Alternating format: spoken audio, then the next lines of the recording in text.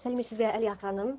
Қалыңыз қалай, аманшылық па? Сізбен ұзақ болды хабарласа алмай жүргенім себебі, иншалла жұмысым жақсы жүріп, бағаларым бәрі жақсы болып, жағдайым бәрі оңалып, жағдай оңалған соң жақсы тірлікпен айналысып, тіпті телефонға ерігіп телефон қарауға қолым да тимей қалды. Бұл тіпті мен үшін өте бақыт.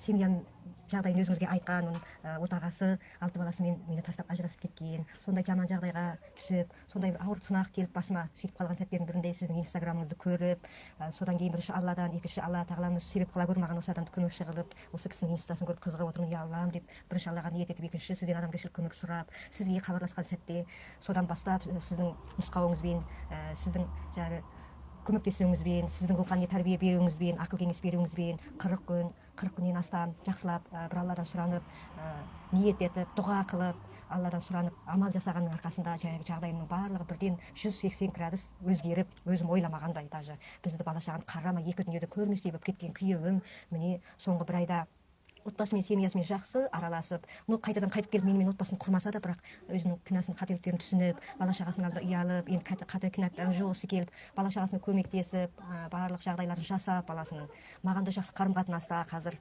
Сондықтан Құдайға шүкір, бұл үлкен бір жақсылық деп есептеймін. Ары қарай қалған бір Алланың қолында.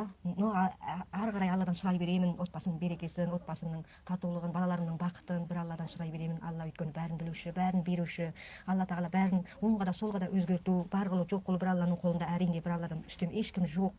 Сол Алладан қалай сұрауды, қалай өтінуді білмей, қиналып, психологический күйзеліске түсіп, қиналып жүрген сәттерде жаңағы бірінші Алла, екінші өзің себепкер болып, осындай бір Алладан қалай амал етіп сұрау керектігін үйреткен кезіңізде мен басында сенген жоқпын, бұдан не өнеді, не жарайды, істей салайыншы дедім ғой. Сондай бір пендешіл ғана ой болды менде. Кейін міне жақсы нәтижесін көріп отырмын. Көптеген негативтердің барлығы миымнан өшіп қалды. Сол Аллаға дұға қылғаным арқасында. Қазір күйеуіммен спокойно араласа беремін. Тек туыс адам сықылды, оның қылған қылықтары, жүрегіме салған жаралар тіпті маған миыма да кірмейді, есіме де түспейді. Оны ойлап та қоймаймын, ойламаймын да. Көңілім кең, жүрегім тыныш, себебі өйткені Алла тағала осынша сұраған дұғаларымнан, тілектерімнен кейін жүрегімді тыныш қылып қойды.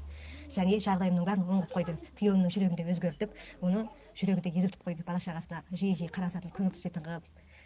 Сондықтан бұның өзі үлкен жетістік. Жұмыстарыңызға Алла берекет берсін. Сізге көп рахмет. Бірінші Аллаға сансыз шүкір, сансыз рахметтер Аллаға болсын, және оның пайғамбарына болсын. Екінші, соған себепкер болып рухани көмек көрсеткеніңізге, ақыл кеңес көрсеткеніңізге сізге Аллаға мың шүкір. Сізге көп рахмет. Алла тағала отбасыңызға, бала шағаңызға көп нығметтер берсін. Жұмысыңыз алға өніп жүре берсін. Көп рахметтер, адамдардың көп рахметіне бөленіп, арқылы Алланың екі дүниеде Алланың рахметіне бөлене беріңіз. Сізге алғысым шексіз, алғыс білдіріп қояйын деп.